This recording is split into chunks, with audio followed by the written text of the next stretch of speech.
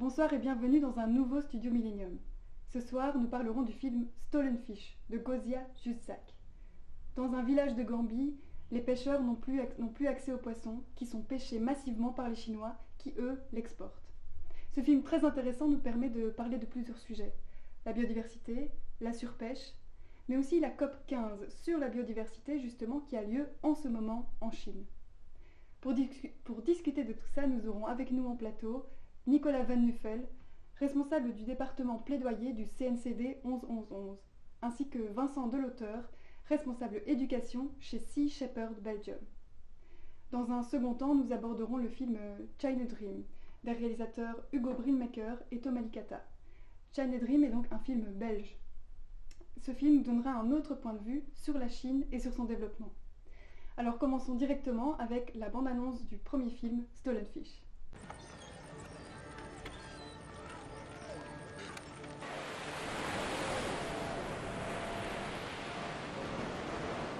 When the boat is going, the net is behind, the net will crawl. Anything it collects.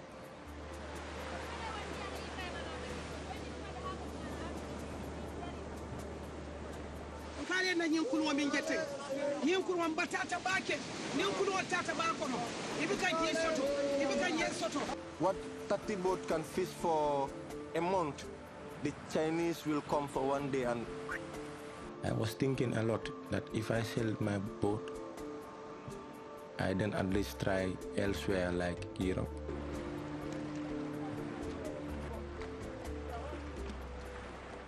The mona na coin. Miyalo kabrin na tay konya ko wolf ata janan.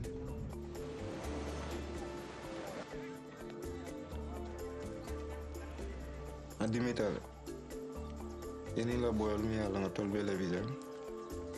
Ala la ko ke boy tata fo dunda.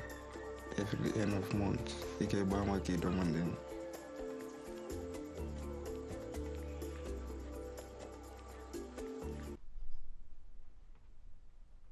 Bonsoir et bienvenue au Studio Millennium.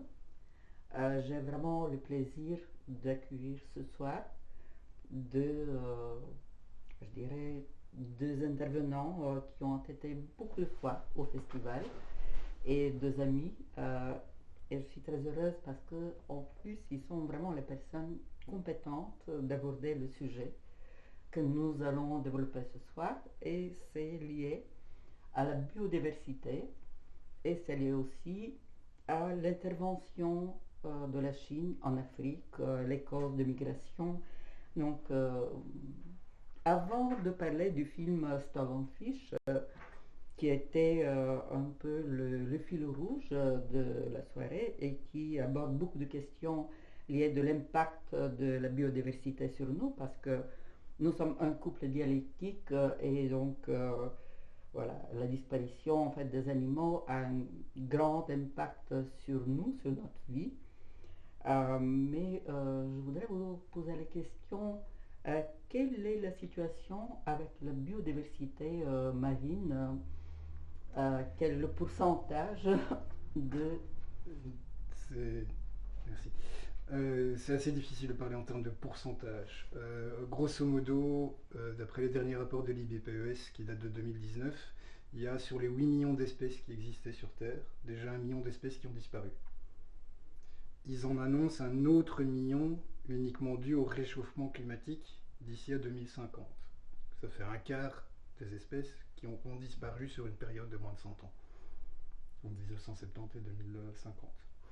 En termes d'impact sur la biodiversité des océans, toute action qui va impacter la qualité océanique, donc que ce soit le réchauffement avec l'acidification des océans, la surpêche avec le vidage physique des espèces de poissons au niveau des zones de pêche, tout ça a un impact sur la qualité de vie et sur le maintien des conditions de vie sur Terre. Le poumon de la planète, ce qui nous produit notre oxygène, à plus de 60%, c'est l'océan. C'est en fait le phytoplancton qui se trouve dans l'océan, à plus de 80%. Donc impacter l'océan et quelle que soit la chaîne alimentaire qu'on impacte dans l'océan, quand on pêche une espèce ou qu'on surpêche une espèce, on impacte la chaîne alimentaire qu'elle comporte. vous allez impacter à terme les qualités de vie sur Terre et le maintien des conditions actuelles de vie sur Terre. L'enjeu, il est là. Au plus on va impacter les océans, au moins la qualité de vie sur Terre, pour les espèces vivant sur Terre et en dehors de l'eau, sera possible. Oui, c'est vraiment un pronostic qui fait un peu peur, mais voyons d'abord une courte interview de la réalisatrice du film Stolen Fish qui nous a envoyé un message et à qui on a posé la question pourquoi elle a réalisé ce film. I've been collaborating for some time with Minority Rights Group. It's an organization based in the UK that advocates for migrant rights and minority rights. And they had a call to produce a film on a very general topic that was what drives people to migrate from Africa to Europe. So obviously there's a million of reasons for that. But at the same time, I met a Gambian activist here in Spain, and he told me about this issue, about the fish meal industry in the Gambia and how it destroys the environment and the livelihoods of people. I had no idea about it at the time. So it really struck me, and I started to, dig, investigate, get in touch with Gambian activists on the ground.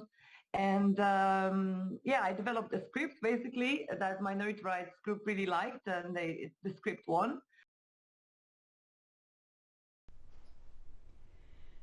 Le film est tourné en Gambie, donc l'un des plus petits pays africains, et qui est entièrement, presque dépendante, la population est presque entièrement dépendante de la pêche pour son commerce, pour sa vie, pour son travail.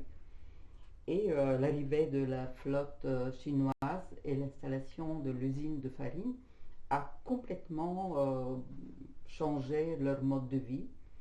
Et donc, je propose de voir un extrait du film où ils expliquent ce qui s'est passé exactement.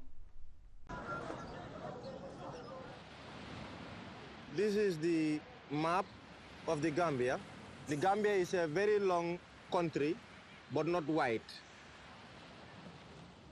Our neighboring country is surrounding us like this, which is Senegal. And the Gambia is a very small country inside Senegal. And we rely on the sea, actually. So all here is this ocean.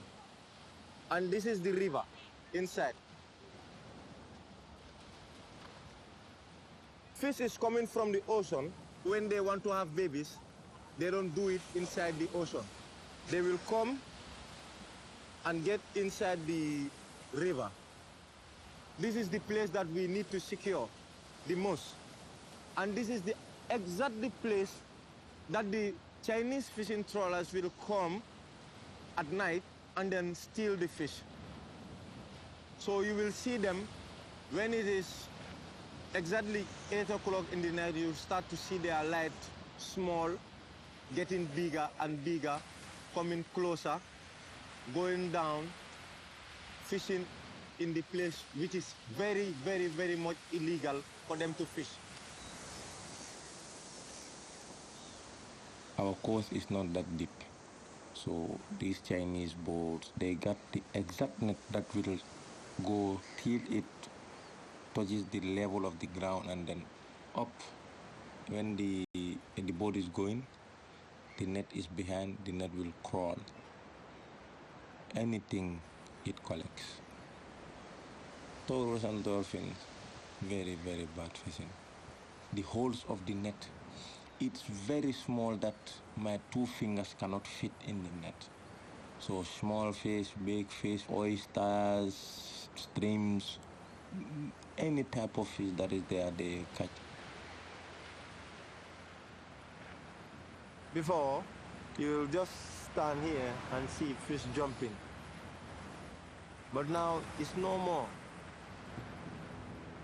Overfishing with this big net. 30 boats can fish. What 30 boats can fish for a month, the Chinese will come for one day and... Bon, ben, encore une question pour Vincent. Vincent, j'ai peut-être oublié de dire que il est coordinateur de l'éducation de Sea Shepherd et que vraiment vous avez la compétence en tout cas vous avez vraiment de bonnes informations à nous donner. Je commence juste avec le fait que j'ai lu dans les journaux et dans les analyses que depuis 2050, 95% de poissons de la mer de Chine a été liquidé et que voilà, maintenant la Chine, la flotte chinoise fait une expansion parce qu'ils n'arrêtent pas d'augmenter les bateaux et de conquérir d'autres mers et d'autres territoires et qu'un des lieux de prédilection quand même pour eux reste l'Afrique. De l'Ouest en particulier.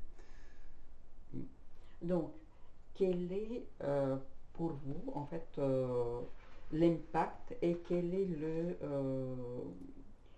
est-ce que c'est vrai que ces bateaux en fait ne respectent rien, qu'il n'y a pas donc il n'y a pas en fait de respect ni des saisons, ni de la manière, ni des filets, ni de... Je peux donner quelques éléments de réponse là-dessus, même si je ne suis pas vraiment un spécialiste purement de la politique de la Chine et de leur politique de pêche en tout cas. Chez Sea Shepherd, on a 40 ans d'expérience dans l'anti-braconnage. On a commencé ça en 1977, donc ça fait 43 ans maintenant, et certains gouvernements nous demandent au jour d'aujourd'hui de participer et de former leurs équipes d'intervention en haute mer et de marine, si vous voulez, pour protéger leurs propres eaux côtières. C'est le cas avec beaucoup de pays d'Afrique de l'Ouest. On a commencé avec le Gabon en 2016, on travaille maintenant avec 9 pays et 9 partenariats là-bas, dont la Gambie, dont Sao Tomé et Principe, la Tanzanie, et j'en oublie. Ces pays en fait sont confrontés à une chose, c'est qu'ils n'ont pas les moyens techniques et ou humains d'intervenir en haute mer et de protéger déjà leur zone, leur propre zone économique, sans parler de la zone internationale où là il n'y a vraiment plus aucune loi. Quand on parle de zone économique, ce sont les 12 premiers milles marins à la côte qui appartiennent entre guillemets au pays. Et donc les pêcheurs côtiers peuvent tout à fait pratiquer leur pêche journalière là-dessus sans aucun problème. Le problème se pose quand les pêcheurs industriels venant d'autres régions du monde viennent en partie surpêcher leurs poissons, en se pliant ou pas aux règles. Donc soit ils demandent une licence, soit ils ont une licence de pêche pour certaines espèces, soit ils ont une licence de pêche pour certaines techniques. Et puis il y a les bateaux qui ne respectent aucune de ces trois règles. C'est là que nous on intervient. On a nos navires en mer avec des équipes d'intervention rapide sur des small boats.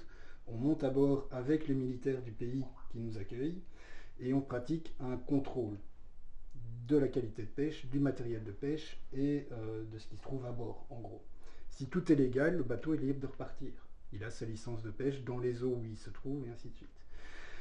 On a commencé ces opérations en 2016. Au jour d'aujourd'hui, avec 3 navires et plusieurs campagnes annuelles, donc une campagne par navire annuelle qui dure entre 2 et 3 mois, on a arrêté très exactement 60 navires dans les eaux d'Afrique de l'Ouest qui pêchaient de façon illégale et qui ont donc été remis aux autorités. Dans ces bateaux, grosso modo, 60% en sont chinois. Entre 50 et 60%, 30% viennent d'Europe. Voilà. Il faut savoir que tout ce poisson qui termine ou pas dans les fermes de transformation en Gambie, comme on a vu dans le reportage, beaucoup de ce poisson finit quand même dans nos contrées européennes, simplement dans les aliments pour bétail ou dans les aliments pour nos animaux domestiques. Concernant la politique de la Chine en matière de pêche, j'ai un exemple qui me revient, qui date de l'année dernière. Les îles Galapagos et toute la zone économique autour sont une réserve naturelle depuis 1982, quelque chose comme ça. La Chine ont une flotte de navires, entre 300 et 400 bateaux, on ne sait pas trop, mais les images satellites sont assez impressionnantes, qui vient se situer tout simplement au sud de cette zone protégée, qui désactivent leur transpondeur la nuit, font des incursions, ramènent le poisson sur des navires-usines, qui lui est traité après et ramené en Europe ou ailleurs dans le monde. Donc le problème principal, c'est qu'il y a un problème de traçage du poisson. On ne sait pas dire, c'est un poisson au moment où il arrive dans son assiette, dans votre assiette, vous ne savez pas dire avec exactitude à quel endroit il était pêché. Le bateau qui le met en boîte, c'est le drapeau du bateau qui fait foi. Ce n'est pas forcément la zone de pêche.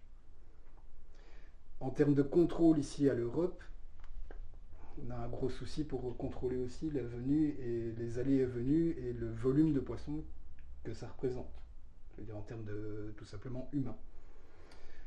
Donc voilà, on a un problème de technique, on a un problème de permis, on a un problème de licence, et les bateaux qui font de la surpêche ou de la prise accessoire, qui est un autre problème assez important pour les océans, sont dans l'illégalité, mais dans l'obligation de par ou la société qui les emploie ou le gouvernement qui les envoie. Par le Japon ou de la Chine, c'est plutôt des gouvernements et plus des sociétés. En termes d'Européens, c'est plus des sociétés qui dirigent ce bateau. Et ben, voilà, on se retrouve alors avec un conflit larvé entre une superpuissance mondiale qui est la Chine aujourd'hui, à qui les autres pays n'osent plus trop grand chose leur dire, et un problème physique pour les populations locales où le poisson tout simplement disparaît de leurs eaux. Et quand même, notre rôle en tant qu'Européens dans tout ça, on voit que c'est quand même, en fermant les yeux, donc je dirais en fait, on soutient en quelque sorte. C'est pas un déni de réalité, je pense que c'est plutôt un manque de conscientisation et de réalisation de comment se passent les choses. On n'accepterait jamais de voir un grand filet ramasser toutes les vaches d'un champ et amener ça directement dans une usine de traitement à l'abattoir. C'est ce qui se passe en mer avec des centaines de tonnes de poissons par filet chaque minute de chaque jour.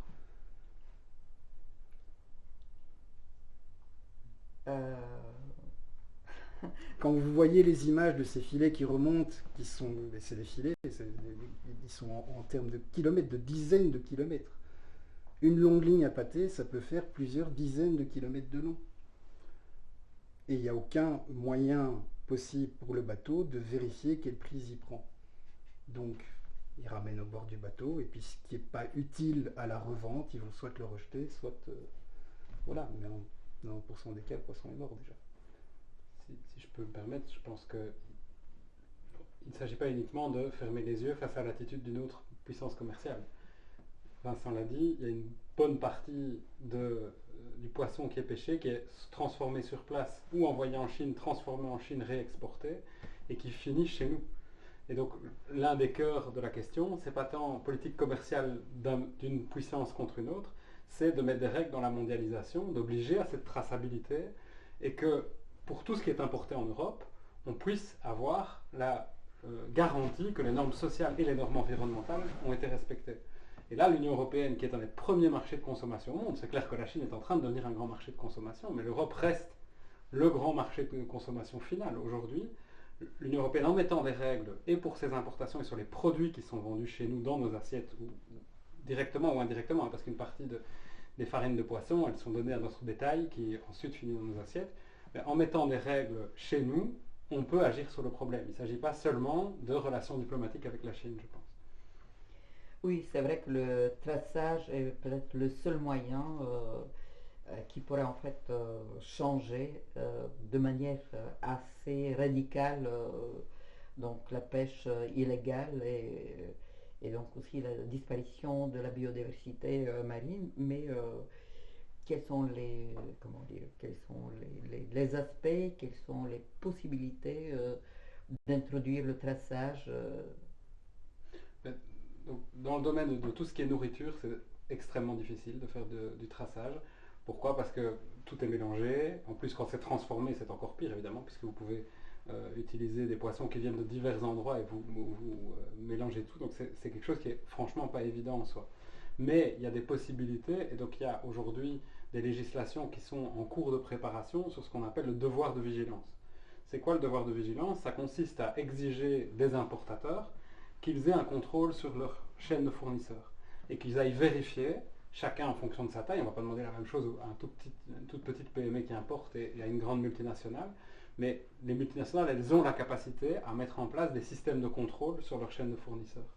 Et donc par ce biais-là, si on rend responsables juridiquement les multinationales, les entreprises en général, mais en particulier les plus grandes, si on les rend juridiquement responsables de ce qui se passe dans leur chaîne de fournisseurs, dans ce qu'on appelle les chaînes de production de valeur, peut-être pas responsable de tout, mais responsable au minimum d'avoir pris toutes les mesures possibles pour empêcher et la destruction de la biodiversité et la fraude sociale et des éléments comme ça, eh bien, en les rendant juridiquement responsables, ce qui est possible dans la législation européenne, on aura une capacité à influencer. Ça ne va pas résoudre le problème du jour au lendemain, hein, soyons clairs, mais c'est sans doute un des principaux leviers sur lesquels on peut agir. Et aujourd'hui, la Commission européenne prépare une directive sur le devoir de vigilance, mais il faut qu'elle soit ambitieuse, évidemment, et que ça ne soit pas juste un nettoyage de façade. Et un joli label. Oui. Et un joli label, tout à fait. On parle aussi de l'écocide, Tout à fait. on verra, mais je pense que ce sera vraiment un grand changement à la possibilité finalement de demander et quand même ça pourrait avoir un vrai impact parce que je dirais être criminel contre la nature, contre la biodiversité, comme en fait être criminel, c'est effectivement un crime contre l'humanité. Mais quel est l'impact donc de je dirais cette quand même invasion en quelque sorte chinoise qui n'est pas en fait seulement au niveau des côtes mais qui est quand même assez sérieuse en Afrique pour pomper les ressources. Peut-être qu'on pourrait voir une vidéo aussi du film où il y a une discussion avec Greenpeace et qui voit un peu l'incapacité au niveau local de prendre des mesures.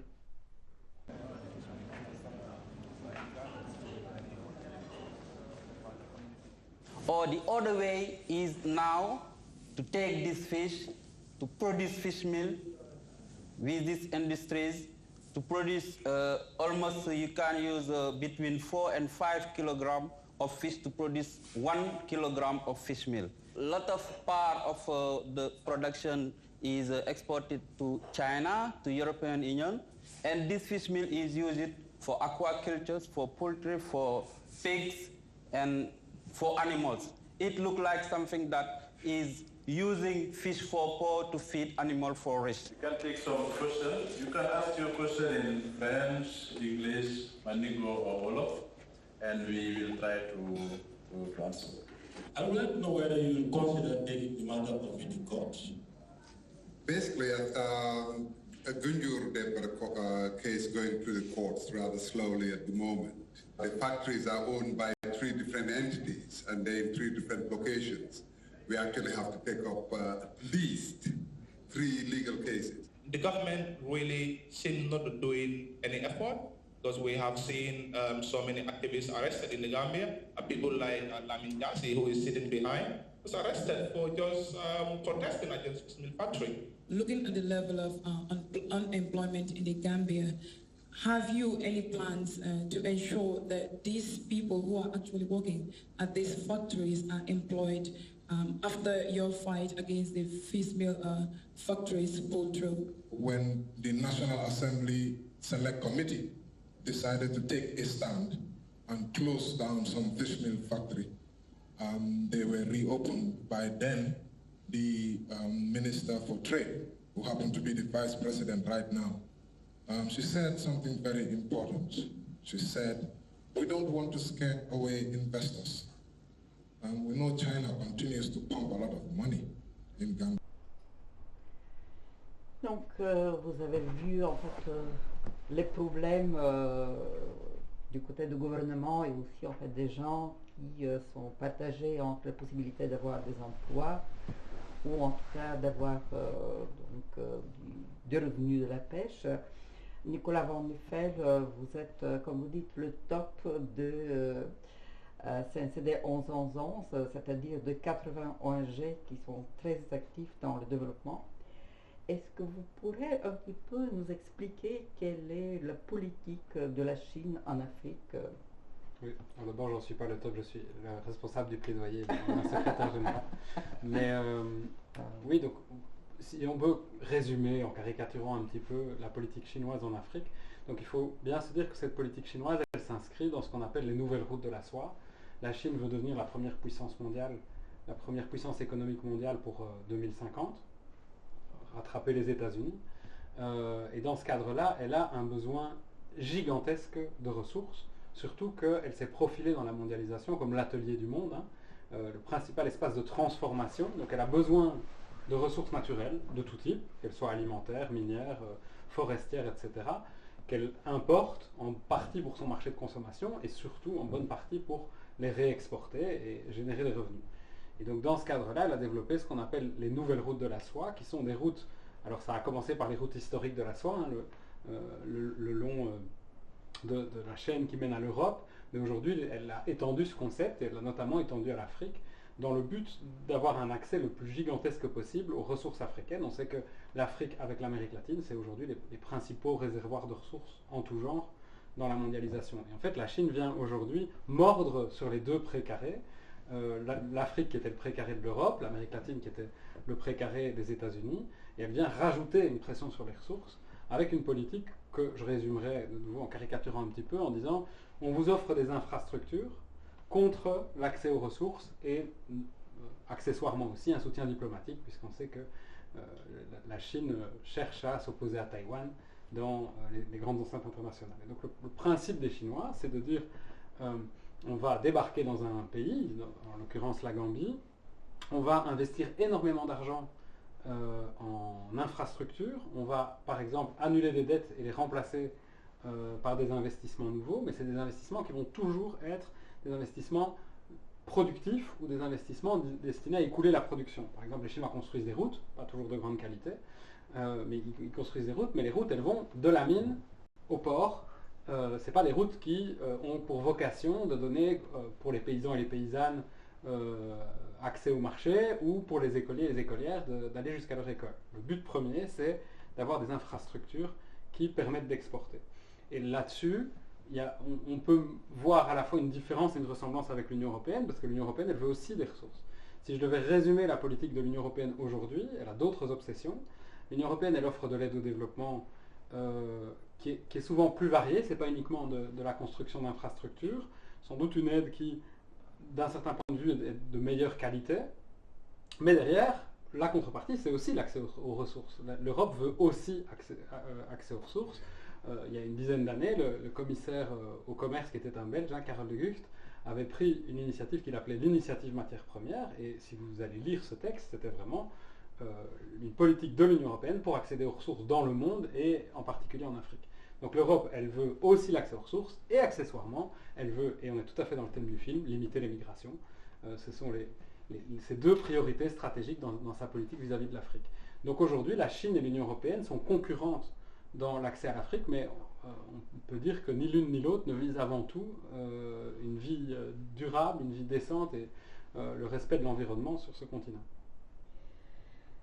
Oui, donc j'ai eu l'interview en fait de la réalisatrice qui avait spécialement cherché tout ce que les Chinois, dans le cas, puisqu'on parle en fait dans ce film de la Chine, que rien de ce qui était promis comme infrastructure, comme facilité, comme école, n'a été respecté. Donc même la route en fait menant à l'usine du port n'a pas été faite. Donc le problème de l'infrastructure en Afrique reste vraiment un problème essentiel et malheureusement personne jusqu'à maintenant n'a pas développé vraiment l'infrastructure qui permettrait aux Africains d'exploiter eux-mêmes leurs ressources. Et puisqu'on parle de ressources et de migration, la migration augmente et je propose de voir encore un extrait du film, justement, où il parle de plus de ressources, plus de survie, il faut partir en Europe, partir ou ne pas partir. Est-ce qu'on pourrait voir Many fish are migrating because of overfishing. The Bongas don't have much peace again in the Gambian river. These Chinese boats, every time the engine is on, and the Bonga is very much afraid of sound.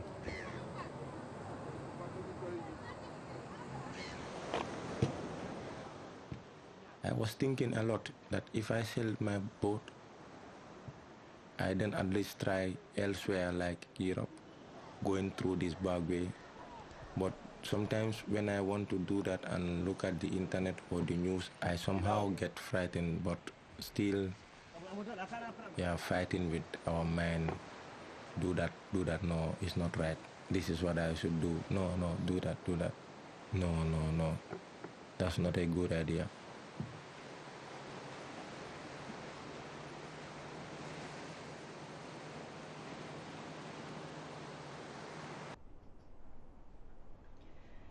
Et j'ai appris en discutant avec la réalisatrice que ce pêcheur qui se demandait s'il devait partir ou s'il ne devait pas partir, finalement est parti et qu'en ce moment il est en Espagne. Et donc quelle est quand même la situation de la migration et le lien avec justement la disparition de la biodiversité et de certains métiers. D'évidence, alors les gens migrent pour des raisons multiples. Quelle que soit la personne qui migre, elle migre à la fois parce qu'elle cherche à quitter une réalité et c'est un mélange avec ce qu'elle cherche à rejoindre. C'est très difficile de dire, mis à part des cas extrêmes, il y a des pays qui sont en train de disparaître à cause du dérèglement climatique par exemple, mais mis à part ces cas extrêmes, souvent il y a un mélange de raisons qui font que les gens vont migrer. Mais c'est clair et évident que, et notamment quand on parle de l'Afrique de l'Ouest, aujourd'hui, l'Afrique de l'Ouest est une source importante de migration parce que les gens n'arrivent plus à vivre dignement là où ils ont grandi. Et donc nous avons mené une campagne pour la justice migratoire pendant 2 ans, entre 2017 et 2019 si je me souviens bien, et on insistait sur le fait que la justice migratoire, ça commence par pouvoir vivre dignement là où on est né, et pouvoir choisir de migrer et ne pas devoir être forcé de le faire. Et aujourd'hui, c'est clair que nos politiques, qu'elles soient environnementales, commerciales, financières, etc., ont un impact gigantesque sur les conditions de vie dans un pays comme la Gambie, qui laisse, et le film le montre très bien, qui ne laisse d'autre choix à toute une partie de la population que d'aller chercher à vivre dignement ailleurs. Et ça traverse les 2 tiers du film. Ces jeunes qui, l'un a essayé de venir en Europe, l'autre rêve de venir en Europe, et vous nous apprenez qu'il est arrivé aujourd'hui. Ces gens que l'Europe cherche à tout prix à repousser aujourd'hui, y compris en les repoussant en mer de façon totalement illégale. L'Union européenne aujourd'hui viole le droit international de la mer en faisant ce qu'on appelle des pushbacks, c'est-à-dire de repousser des gens qui veulent avoir accès à son sol. Or, le droit de la mer, je suis moins expert que Vincent du droit de la mer, mais le droit de la mer prévoit que quand on prend un naufragé, quelque part, il y a une obligation pour le capitaine du bateau de l'amener dans le port sûr le plus proche. Eh bien, l'Union européenne, elle repêche des Africains en train de se noyer en Méditerranée et elle cherche à les renvoyer vers la Libye, la Tunisie, etc. Et tout ça, c'est le résultat de politiques que nous menons qui détruisent les capacités économiques de notamment tous les pays côtiers d'Afrique de l'Ouest. D'évidence, une partie, que ce soit au Sénégal, en Guinée, en Gambie, dans tous ces pays qui ont des bandes côtières, une partie des jeunes qui migrent, c'est les jeunes des zones côtières qui sont souvent un peu moins pauvres que ceux de l'intérieur du pays, parce que pour migrer, il faut des moyens, et qui, devant le désœuvrement dû au fait qu'en fait, on leur supprime leur gagne-pain en allant racler les fonds marins, eh bien, cherchent simplement à vivre dignement en bougeant, et ils vont vers la zone de richesse la plus proche de chez eux, c'est-à-dire qu'ils cherchent à venir vivre dans l'Union européenne, pour aussi permettre à leur famille de vivre. On sait que une partie importante de l'argent qu'ils gagnent ici en Europe retourne dans ces pays-là. C'est ce qu'on appelle les remittances en anglais, les retours d'argent des migrants qui aujourd'hui représentent au bas mot 4 à 5 fois l'aide publique au développement mondial. Donc une partie de la solution pour ces familles, c'est que des personnes puissent migrer. Le problème, c'est dans quelles conditions ils sont obligés de migrer aujourd'hui. Il suffit de regarder un journal télévisé pour voir que c'est dans des conditions absolument abominables. Mais c'est ce qu'il disait, un des protagonistes du film. Il disait que moi, en tant que le plus grand-fils, je suis obligé de m'occuper de la famille et de survie et du bien-être de la famille. Donc, quelque part, je suis obligé d'émigrer parce que je ne vois pas d'autre solution pour faire vivre ma famille dignement. Donc, mais il y a je dirais en fait une partie de la vidéo que la réalisatrice a filmée et qu'elle nous a envoyée, qui est quand même une petite note d'espoir dans tout ça, parce que je vais la laisser en fait l'entendre, mais voilà, c'est un appel à notre solidarité internationale aussi. I just hope that people who watch the movie or watch the movie already enjoy it, and it makes them think of how we are all connected, you know, how the way we consume can affect people, you know, miles away. And I also hope that slowly this could bring some change on a political level. And, you know, the awareness is the biggest tool. So I hope that you know, by raising awareness, we will, you know, even the politicians could try to intervene, because right now in the Gambia, the topic is becoming really urgent. There were some protests lately, and even some fish meal factories wanted to expand. They needed more land for some facilities, and they wanted to take land of women who were growing vegetables there. And the women really started to protest, and they managed to stop the factory. But it's been a fight that's been going on and on and on for these 3-4 years. And Gambian activists and the people in general are calling for international support, because their voice is not heard in their country. You know, their politicians are not attending their complaints. So I just hope slowly but slowly, with this kind of debates here and the people who are invited to talk, I hope we can bring this awareness to the European public. So thank you very much for this. Donc c'est quand même un petit mot qui donne un peu de courage, que les gens sur place ne se laissent pas faire. Et je voulais vous demander quel est le rôle des ONG, parce que je sais que vous êtes très engagés dans le soutien, dans la lutte, dans le développement. Donc, Si J'apporte est une ONG un petit peu spéciale, on est plus dans l'action directe qu'autre chose. Ce que je peux dire, simple exemple, ici au mois d'avril, on a arrêté 5 navires au large d'un des pays d'Afrique de l'Ouest, dont j'ai oublié malheureusement le nom, je n'arrive pas à remettre la main dessus. En 50 heures, 5 arrestations, 5 contrôles, 5 bateaux arrêtés pour pêche illégale et remis aux autorités locales. C'est 1000 navires qui, dans les 24 heures qui ont suivi, ont quitté la zone, de peur de se faire arrêter. C'est impressionnant. Voilà, tout ça avec un bateau. Alors moi je dirais, voilà un rôle essentiel. Alors Vincent l'a expliqué tout à l'heure, c'est en soutien aux autorités locales. Ils agissent en partenariat avec les autorités maritimes locales. Et donc une des façons de résoudre le problème, c'est de résoudre les choses par les autorités locales et de renforcer les États pour qu'ils puissent faire prévaloir leurs droits, tout simplement. Ça, c'est une partie de l'action. Il y a une deuxième partie de l'action, c'est de soutenir les groupes de femmes ou de femmes et d'hommes dont on parle dans le documentaire et dont parle la réalisatrice. Et c'est aujourd'hui ce que font la majorité des ONG de solidarité internationale. Il y a 50 ans, on creusait des puits, pour de nouveau caricaturer un petit peu.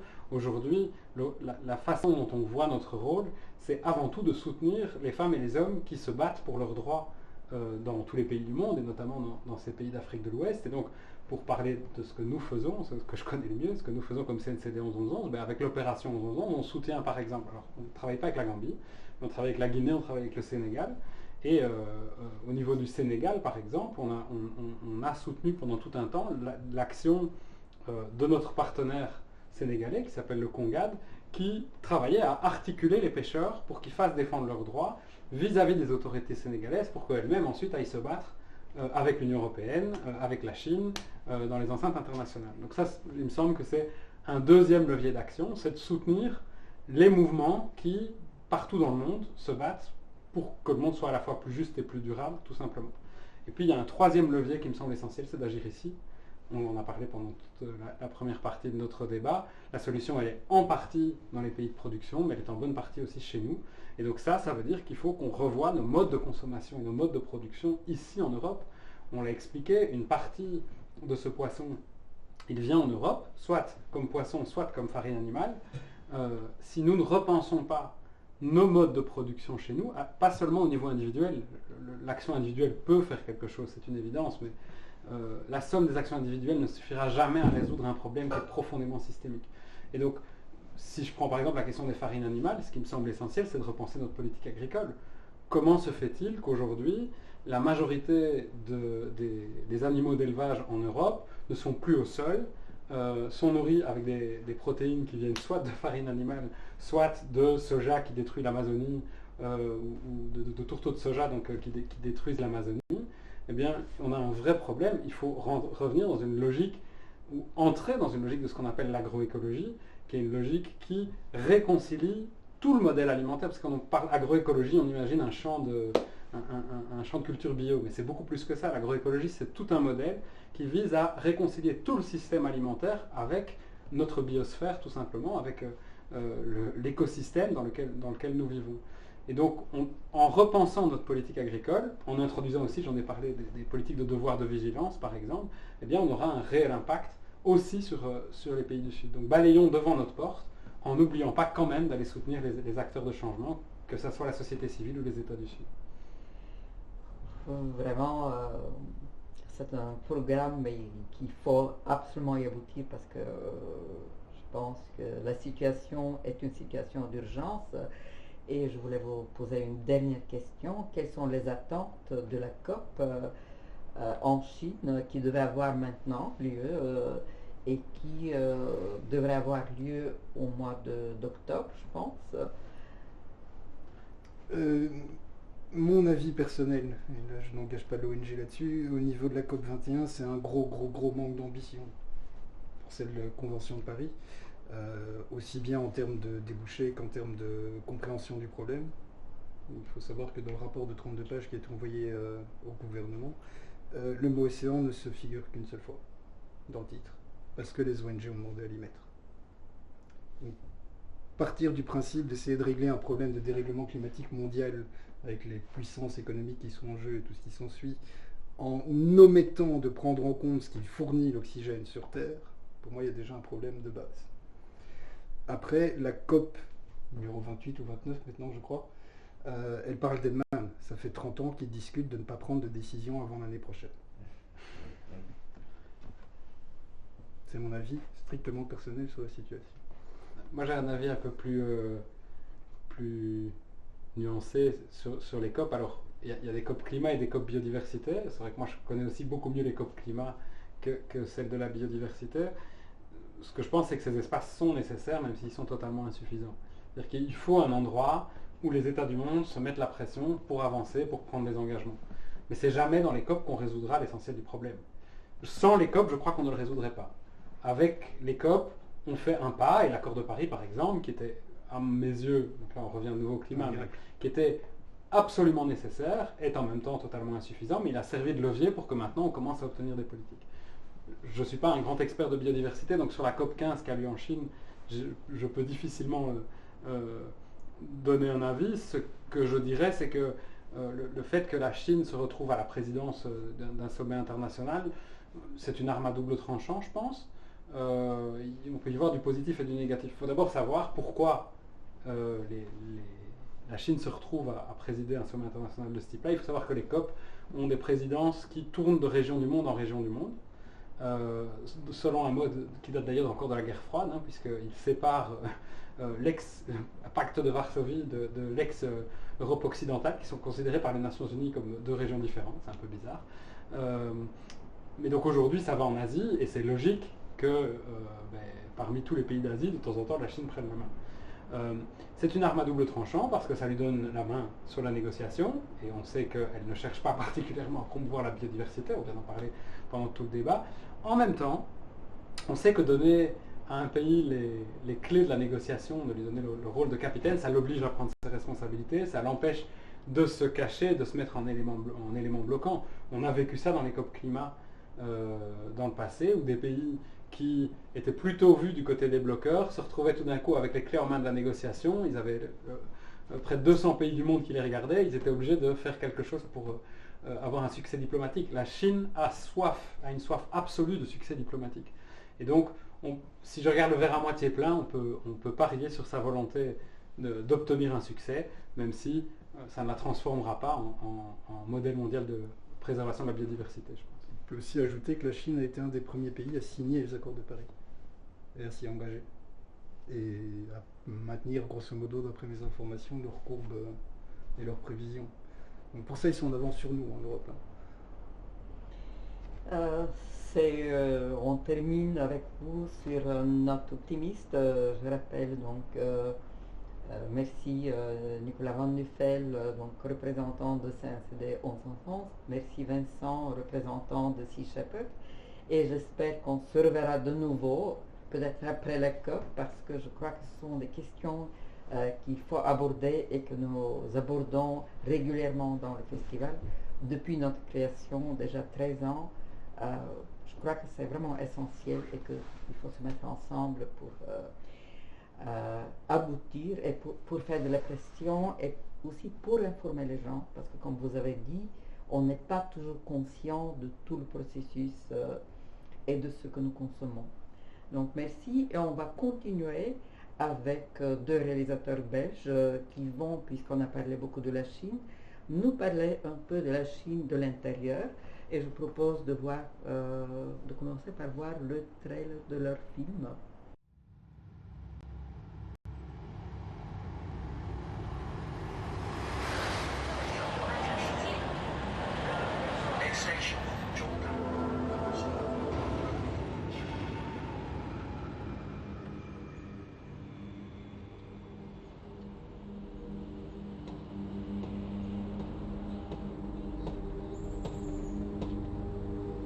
说这12年了采访，呀，一说采访麻烦的，关键怕采就这儿放，不想着走。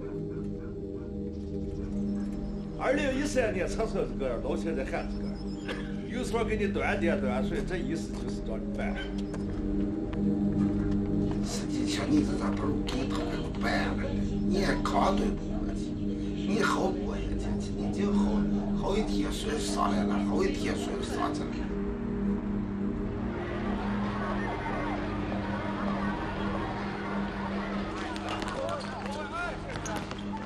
世事难料，谁也无法做出非常准确的答案。但是我觉得中国一定会发展越来越好。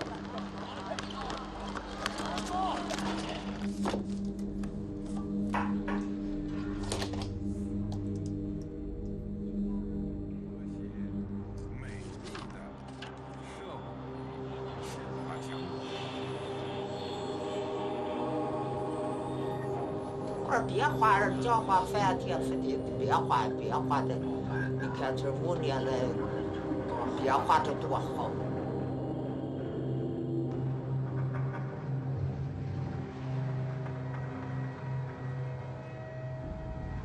将来生活的话，我想去一个比较大的城市，在那里定居下来，住上更好的房子，过上更好的生活。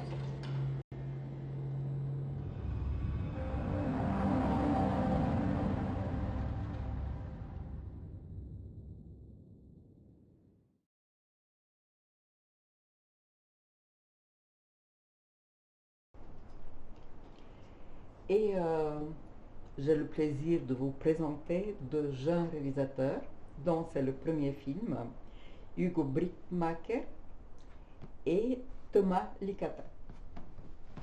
Et je suis d'abord très heureuse et je voudrais les féliciter parce que c'est vraiment un très très beau film. En plus, vous avez été au Festival Millennium avec votre projet et avec un court-métrage. Apparemment, bon, comme vous m'avez dit que vous avez eu après des difficultés à monter la production, mais que vous avez eu la chance quand même de travailler avec les films de la passerelle, d'avoir vraiment des producteurs très compétents qui vous ont bien guidé. En tout cas, le résultat est vraiment très très beau.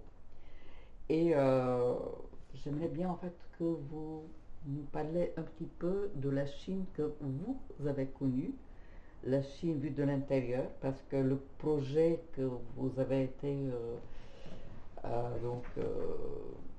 filmé en fait, qui est le projet de la nouvelle construction en détruisant tout un passé, toute une vieille Chine, fait partie d'une politique de développement de la Chine, d'une vision en tout cas. Donc voilà, je vous laisse la parole. Pour revenir donc sur China Dream, déjà le titre du film, China Dream, c'est un slogan qui a été écrit par le Parti communiste et prononcé par Xi Jinping en 2017, si je ne me trompe pas, non mais en 2012. Et le rêve chinois, en fait, c'est à la fois un clin d'œil au rêve américain, qui pendant une période a fait fantasmer les foyers américains, cette maison, ce confort qu'on pouvait avoir, la modernité qui arrivait en fait dans le pays. Et en même temps, c'est aussi un désir d'un pays qui a longtemps été pauvre de s'afficher sur la scène mondiale comme un pays moderne, prospère et avec des ambitions expansionnistes. Enfin, on vient d'en parler avec les autres intervenants. Et la Chine aimerait quelque part aussi retrouver l'état qu'elle avait au départ, donc l'empire du milieu. Xi Jinping ne se considère pas comme un empereur, mais il y a vraiment cette volonté d'avoir une place centrale dans l'échiquier géopolitique aujourd'hui. Et donc China Dream, le titre du film est une référence directe à ce slogan prononcé par Xi Jinping et qui va du coup influencer différentes choses, que ce soit l'architecture, la littérature, le cinéma. C'est tout un soft power chinois en fait qui se développe autour de ce terme-là et de ce slogan. Voilà, c'est ça. Le China Dream a vraiment été entériné en 2017 par Xi Jinping, mais c'était pour montrer aussi au peuple chinois que leur volonté n'était pas seulement de se répandre à l'extérieur, mais d'offrir un accès à une certaine zone de confort, une certaine modernité à tout peuple via un ravalement de maintes structures et revoir un peu comment certaines choses fonctionnent, donner sa chance aux plus petits des workers. Et nous, notre film, le but c'était d'aller voir comment le China Dream impacte plusieurs strates de la population. Donc le court-métrage qu'on avait fait d'abord en 2017 était surtout axé sur des vieilles personnes qui vivent dans des maisons complètement délabrées de par la situation, qui a été délabrée au final par le pouvoir exécutif en place. C'est des maisons qui ont des millénaires et qui en fait sont remplacées par des faux vieux temples, des échoppes qui ont une sorte d'architecture chinoise fabulée qui n'a jamais existé en Chine. Et il y a une muraille immense qui vient entourer ce groupement d'anciennes maisons qui est voué à un tourisme uniquement chinois la plupart du temps. Donc c'est vraiment aucune vocation spirituelle. Le but de ces installations, c'est l'économie et le tourisme interne de la Chine vers la Chine. On a eu l'occasion de présenter plusieurs films en fait sur ce genre de projet mégalomane, gigantesque, où d'un côté c'est impressionnant par la vitesse avec laquelle ils font des constructions que je dirais en fait ici pour construire le métro ou pour construire le RER, quand on considère en fait le temps et la rapidité avec laquelle ils mettent en place des villes et entières, c'est impressionnant. Après, ce qu'on a remarqué, c'est vraiment implanter, obliger de quitter presque avec un passé et de créer en fait une image tout à fait nouvelle. Est-ce que c'est China Dream? Est-ce que c'était presque caricatural quand on voyait en fait installer des paysans dans des appartements presque de luxe, mais dans lesquels ils se sentaient comme complètement étrangers. Et aussi quel est le rapport avec aussi le fonctionnement, avec la réalisation en fait des gens qui sont installés dans toute cette nouveauté du China Dream. Pour accorder avec ce que je disais avant, du coup, dans le court-métrage, on parlait plutôt de la génération âgée, nos ancêtres et les autres, et ceux qui ont d'abord dû quitter les zones, etc. Puis pour ensuite aller voir auprès des générations plus jeunes comment ils subissent ce China Dream, quelle aura ça a en eux, que ce soit pour ce qu'on appelle les workers, tous ces travailleurs itinérants qui sillonnent la Chine pour aller prêter leur main-d'œuvre à la construction ou autre, ou par exemple ces jeunes étudiants qui sont asservis par un milieu scolaire qui ne leur permet pas d'avoir une sorte de temps de réflexion en dehors de l'école, tellement les horaires sont accablants, et avec une maîtrise quand même des cours qu'on leur donne, une certaine... c'est vraiment le soft power est présent à l'extérieur des cours, à l'intérieur des cours, et il y a une sorte d'uniformisation de la pensée auprès de ces jeunes, qui plus est, leur est parfois sans bénéfice, du fait que de plus en plus de jeunes ont accès à ce genre d'études, et espèrent en y sortant pouvoir avoir accès à la meilleure des universités, pour avoir accès au meilleur des appartements, au plus grand luxe, y venir avec sa famille, etc. Mais étant donné le nombre de jeunes qui prennent ce chemin-là, même après ce genre d'études, c'est pas forcément cette clé de réussite qui va leur être donnée en main, quoi. Et peut-être qu'il faut préciser aussi en fait que ce phénomène de construction et de destruction, il est présent depuis un long moment en Chine. Ça a été très fort pendant la révolution culturelle, où sous la période Mao, on a détruit énormément de symboles de l'ancien régime pour reconstruire la Chine sur une page blanche. Et suite à ça, Mao est parti, et puis il y a eu une ouverture économique, des nouvelles infrastructures qui se sont construites, des nouveaux rapports à l'urbanisme, à comment est-ce qu'on va constituer des villes. Et puis maintenant, aujourd'hui, à Xi Jinping, il y a de nouveau aussi cette volonté de donner une nouvelle image de la Chine, mais ici, ils utilisent autre chose dans leur soft power, c'est vraiment la science-fiction. Et c'est pour ça que dans notre film, on a voulu donner aussi cette esthétique, à la fois au son et à l'image, un peu science-fictionnelle, de villes qui peut rappeler des romans de science-fiction comme 1984 ou des livres de Philippe K. Dick. Parce que quand on traverse les villes en Chine, et même quand on prend le train et qu'on passe d'une région à une autre, on voit justement ces villes qui émergent et qui sont vraiment impersonnelles en fait, qui se ressemblent toutes, qui utilisent toutes les mêmes matériaux, et c'est des immeubles à perte de vue avec des numéros dessus, avec des étages qui sont aussi numérotés, et où les gens en fait n'arrivent pas à créer de tissu social. Enfin, vous n'êtes plus vraiment voisins, vous êtes voisins de palier, mais il n'y a plus cette place où les gens se réunissaient. Et dans l'infrastructure et dans l'urbanisme chinois tel qu'on a pu le voir dans les villes qu'on a traversées, il y a aussi cette volonté d'afficher le pouvoir partout, au centre des places, des grandes avenues qui sont héritées de la période de l'URSS, des statues qui apparaissent partout, des slogans constamment qui soient sonores, aussi écrits. Et ça fait écho à la discussion que vous aviez avant sur l'Afrique, c'est que les Chinois qui importent ce système-là lorsqu'ils exploitent les ressources et qu'ils échangent ces ressources des pays contre des infrastructures, ils importent ces infrastructures qu'ils développent dans leur propre pays. Et il y a une ville notamment en Angola qui est assez symptomatique de ça, qui s'appelle Quilamba-Kioxi, pour ceux qui ont envie d'aller voir, et qui est vraiment un copier-coller en fait de ces villes chinoises qui émergent en une dizaine d'années. Et des villes qui émergent en une dizaine d'années, il y a aussi plein de problèmes avec ça. C'est-à-dire qu'il y a tout un système urbain à penser pour les piétons, aussi le système de les tuyauteries, l'électricité. Et donc c'est des bâtiments aussi qui ne sont pas bien construits et qu'il faut constamment reconstruire parce que les matériaux choisis et la manière dont ils ont été construits ne permettent pas de les faire perdurer dans le temps.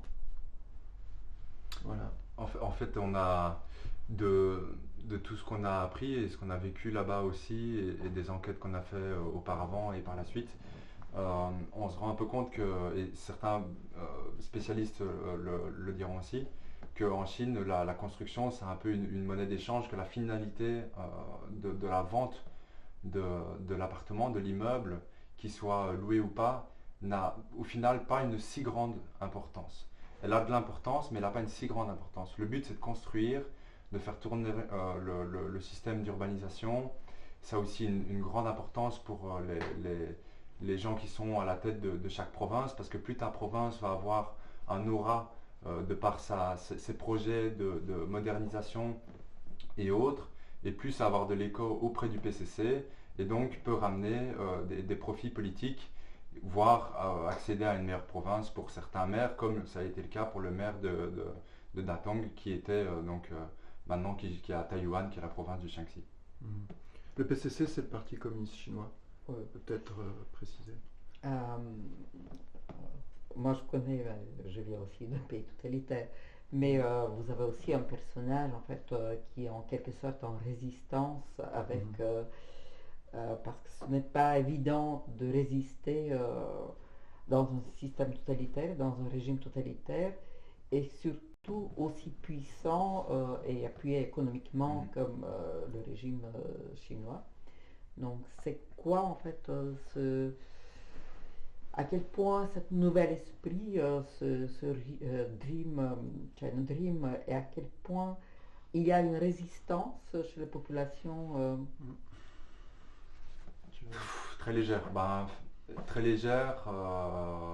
En tout cas, son existence est vraiment underground, on pourrait dire.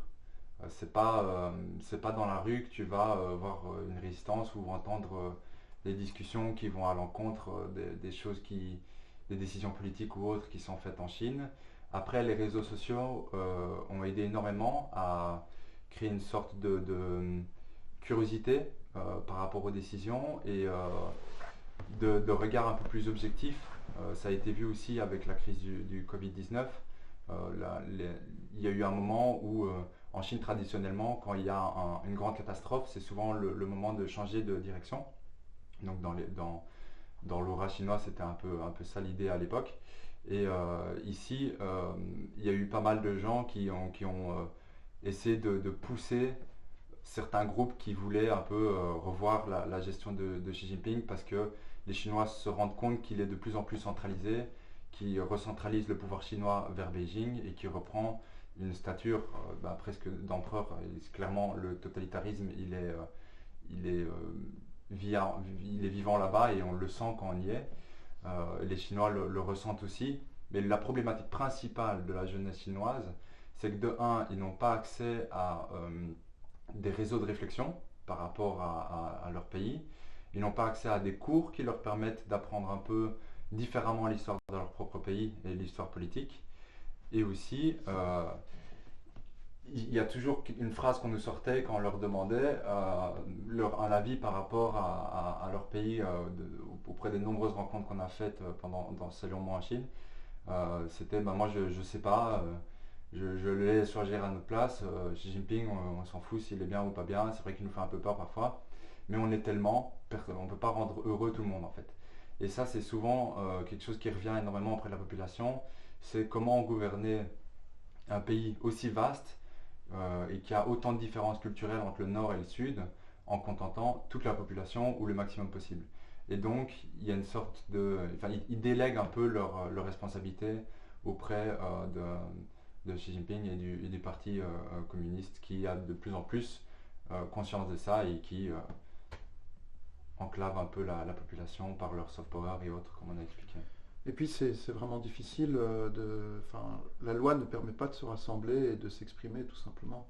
Donc à partir du moment où vous êtes réprimé dès que vous essayez d'émettre un avis opposé, vous disparaissez en fait. Ça a été le cas, on a eu l'exemple vraiment frappant pendant le Covid d'un médecin qui a voulu prévenir le monde de ce qui se passait, etc. Il a disparu et on n'a pas de trace de lui. Puis finalement, il est décédé du Covid même. Et donc, c'est un problème qu'on retrouve régulièrement dans les dictatures. Mais en plus de ça, aujourd'hui, avec la maîtrise qu'a la Chine sur cette technologie, en particulier sur les réseaux sociaux, ils ont la capacité de faire des historiographies et donc de réécrire l'histoire ou de faire disparaître des pans entiers de l'histoire, notamment un sujet tabou qui était la révolution en 1989, si je ne m'abuse, de Tiananmen, qui est un événement qui est complètement inconnu par des jeunes de notre âge, d'une vingtaine d'années. Enfin, ou alors ils en ont vaguement entendu parler, mais c'est un sujet qui est devenu tabou et qui a été créé comme un sujet tabou. Et donc c'est compliqué de développer un esprit critique dans ces conditions-là. Évidemment, il y a beaucoup de Chinois qui sont aussi contre le gouvernement, et la plupart du temps, c'est des Chinois qui sont sortis du pays. Ça aussi, c'est quelque chose qu'on a remarqué. Il est vrai que la population chinoise ayant le regard le plus critique est souvent celle qui a un peu voyagé. Il est vrai aussi que la Chine a une expérience de la propagande qui est énorme et que Xi Jinping maîtrise parfaitement avec son parti. Son parti, certains diront qu'il est piloté par le parti, d'autres iront dire que c'est quand même lui la racine principale et c'est lui qui maîtrise. c'est un peu difficile de savoir, et c'est ça aussi le problème avec la Chine, c'est que c'est tellement opaque qu'il est très complexe de savoir définir ce qui va se passer, parce que aussi à l'intérieur, c'est un pays très paradoxal. Il y a des choses qui se passent, et puis après tu peux voir son opposé ailleurs, que ce soit dans des décisions politiques ou sur le terrain. C'est toujours délicat de savoir vers où ça va aller. Par exemple, au début, la Chine exprimait très clairement que son but n'était pas d'entrer dans une atmosphère internationale où il gérerait le monde en dualité avec les États-Unis, où il serait deux empereurs qui règnent sur le monde, que ce soit de manière commerciale ou géopolitique. Et plus on avance et plus on se rend compte qu'il y a quand même un désir d'expansion, même si on pourrait croire que ce désir d'expansion, leur but serait d'avoir une puissance telle qu'on les laisserait vivre de manière autarcique avec leurs propres décisions, sans venir les enquiquiner avec des lois internationales ou quoi que ce soit. Donc c'est un peu délicat de savoir vers où ils vont aller, et vu que les lois changent tout le temps là-bas et que tout va très vite, et comme vous disiez tantôt aussi, ils ont une rapidité d'action qui est assez invraisemblable, que ce soit sur leur venue en Afrique, on n'en parle que maintenant, mais ça fait quand même maintenant quelques dizaines d'années qu'ils sont là. L'Afrique qui, de certains Chinois, est appelée China Africa, donc la Chine-Afrique, donc eux-mêmes nomment ce continent parfois de cette manière. Et quand ils viennent là-bas, ils ont une manière très insidieuse d'entrer dans le milieu. C'est-à-dire que les États-Unis, bon, pour repartir un peu en arrière, l'Afrique est un pays qui a été pillé depuis des décennies, voire des siècles, par un seul élément qui est le capital. C'est le capital qui pille l'Afrique, et la Chine est devenue un pays ultra-capitaliste. Donc elle pille l'Afrique à son tour. C'est surtout dans ce sens-là qu'on peut comprendre pourquoi la Chine vient intervenir en Afrique. C'est parce que c'est un pays de plus en plus capitaliste, il a besoin de plus en plus de ressources, sa gestion de commerce international est de plus en plus grande, avec les routes de la soie, il a encore plus besoin de choses, etc. Donc voilà, il va chercher les choses là où elles sont et où la main-d'œuvre est moins chère, quoi. Et pour revenir un peu sur notre domaine, le cinéma, parce que on va pas se lancer non plus dans de la géopolitique, on n'a pas encore les compétences, même peut-être qu'on les aura un jour, je sais pas. Ce qui est intéressant à voir dans le film Stolen Fish, et qui n'a pas été exploité plus que ça, peut-être parce que c'est un court-métrage, c'est qu'on voit la manière aussi dont les Chinois s'installent avec leur manufacture et créent des villages à l'intérieur même des Chinatown, en fait, à l'intérieur même des pays, où les travailleurs chinois s'installent et ne se mélangent pas forcément avec la population. En tout cas, en regardant ce film, on voit vite fait un homme qui est derrière un mur, et on comprend un peu qu'il y a un espace qui est dédié aux travailleurs chinois qui sont en Gambie même, et qui n'ont pas forcément de connexion avec les pêcheurs. Et pendant tout le film, ce qui est marquant, c'est qu'ils parlent tout le temps de ces Chinois, mais qu'on ne les voit jamais. Juste à un moment, ils parlent de lumières qui apparaissent la nuit et puis qui disparaissent. Et donc, il y a vraiment cette chose-là qui est intéressante, cet objet-là qui est intéressant cinématographiquement et qui serait intéressant de pousser plus loin dans le film qu'on a vu, Stolen Fish. Et dans notre film, nous, ce qu'on a voulu vraiment montrer, c'était comment se traduisait la propagande à travers l'architecture et à travers le discours politique. Peut-être ce sera votre film suivant. Donc, peut-être. En tout cas, vraiment un grand merci parce que c'est très intéressant, c'est très passionnant. Et ce regard de l'intérieur, vraiment de deux jeunes qui découvrent. Mais si je peux me permettre, oui. On parlait du fait qu'il y avait un grand mutisme envers la Chine, de nos nations, etc. Et c'est vrai, il y a une phrase qui est belle, qui a été écrite ou citée par un auteur belge qui s'appelle Simon Leys, dans laquelle il dit qu'on s'étonne que les dictatures rendent les hommes cyniques, mais on ne se doutait pas que les républiques les rendraient muets. Voilà. Je pense que ce serait bien de terminer là-dessus. C'est vraiment bien de terminer, c'est triste, mais c'est vrai. Et en tout cas, je conseille à tous les spectateurs de regarder ces deux beaux films, China Dream et Stolen Fish, parce que, voilà, comme on vient de discuter si longtemps sur ces films, et il y a encore beaucoup de non-dits, donc suivez notre programme sur la plateforme Sooner. Et merci d'avoir participé. Merci à vous.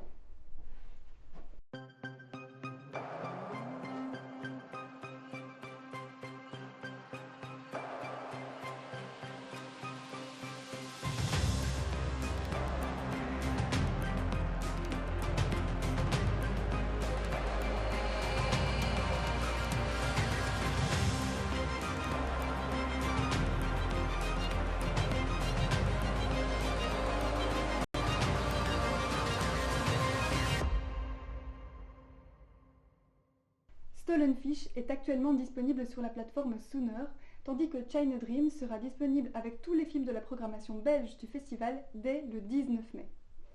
Le prochain studio est d'ailleurs entièrement consacré à des films belges du festival Millennium. Nous aurons Le divorce de mes marrants de Romy Trageman, Le dormeur réveillé de Boris Van den Avoort, ainsi que Dans la maison de Karima Saidi. Ces 3 films seront disponibles sur la plateforme Sooner dès le 19 mai et le studio aura lieu le 20 mai à 20h, même lieu, même heure. À jeudi donc pour un prochain Studio Millennium.